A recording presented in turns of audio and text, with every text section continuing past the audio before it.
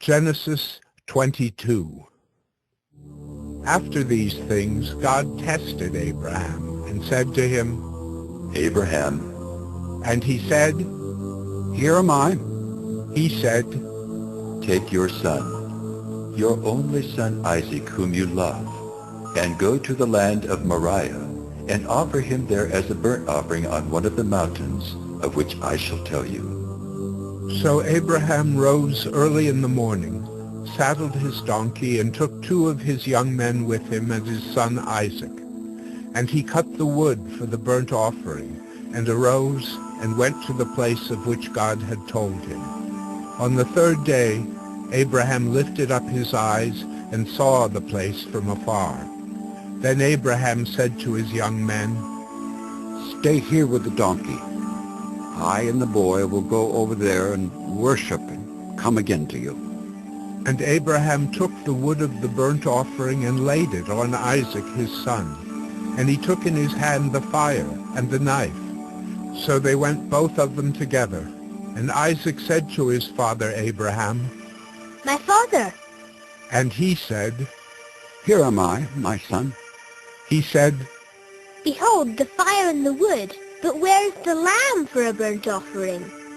Abraham said, God will provide for himself the lamb for a burnt offering, my son. So they went both of them together. When they came to the place of which God had told him, Abraham built the altar there, and laid the wood in order, and bound Isaac his son, and laid him on the altar on top of the wood. Then Abraham reached out his hand, and took the knife to slaughter his son. But the angel of the Lord called to him from heaven and said, Abraham, Abraham. And he said, Here am I.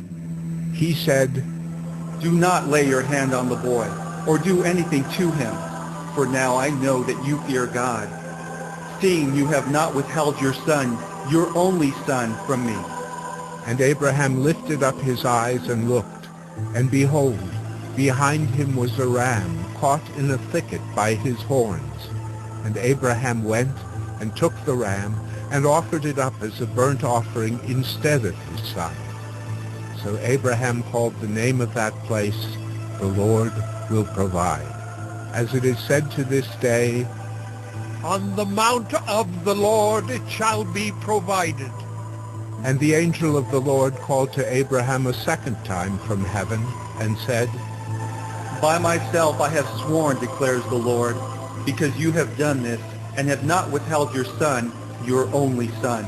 I will surely bless you, and I will surely multiply your offspring as the stars of heaven, and as the sand that is on the seashore. And your offspring shall possess the gate of his enemies. And in your offspring shall all the nations of the earth be blessed, because you have obeyed my voice. So Abraham returned to his young men, and they arose and went together to Beersheba. And Abraham lived at Beersheba. Now after these things it was told to Abraham, Behold, Milcah also has borne children to your brother Nahor, Uz his firstborn, Buz his brother, Kemuel the father of Aram, Chesed, Hazo, Pildash, Jidlaph, and Bethuel. Bethuel fathered Rebekah. These 8 Milcah bore to Nahor, Abraham's brother.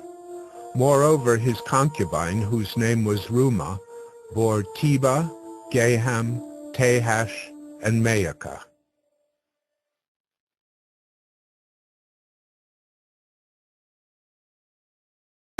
Genesis 23. Sarah lived 127 years. These were the years of the life of Sarah. And Sarah died at Kiriath Arba, that is Hebron, in the land of Canaan. And Abraham went in to mourn for Sarah and to weep for her. And Abraham rose up from before his dead and said to the Hittites, I am a sojourner and foreigner among you. Give me property among you for a burying place, that I may bury my dead out of my sight. The Hittites answered Abraham, Hear us, my lord. You are a prince of God among us. Bury your dead in the choicest of our tombs. None of us will withhold from you his tomb to hinder you from burying your dead." Abraham rose and bowed to the Hittites, the people of the land, and he said to them, "If you are willing that I should bury my dead out of my sight, hear me and entreat for me Ephron, the son of Zohar, that he may give me the cave of Machpelah which he owns. It is at the end of his field. For the full price, let him give it to me in your presence as property for a burying place." Now Ephron was sitting among the Hittites, and Ephron the Hittite answered Abraham in the hearing of the Hittites, of all who went in at the gate of his city. "No, my lord, hear me. I give you the field, and I give you the cave that is in it. In the sight of the sons of my people I give it to you. Bury your dead." Then Abraham bowed down before the people of the land, and he said to Ephron in the hearing of the people of the land, "But if you will, hear me. I give the price of the field. Accept it from me that I may bury my dead there." Ephron answered Abraham, "My lord, listen to me. A piece of land worth 400 shekels of silver. What is that between you and me? Bury your dead."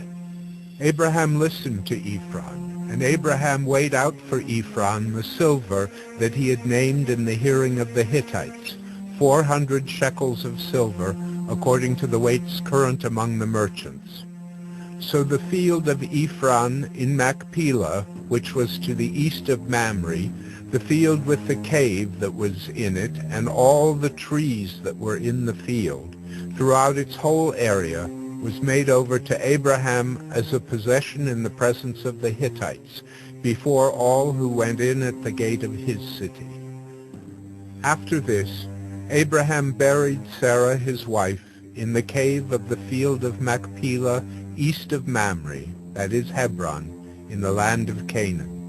The field and the cave that is in it were made over to Abraham as property for a burying place by the Hittites.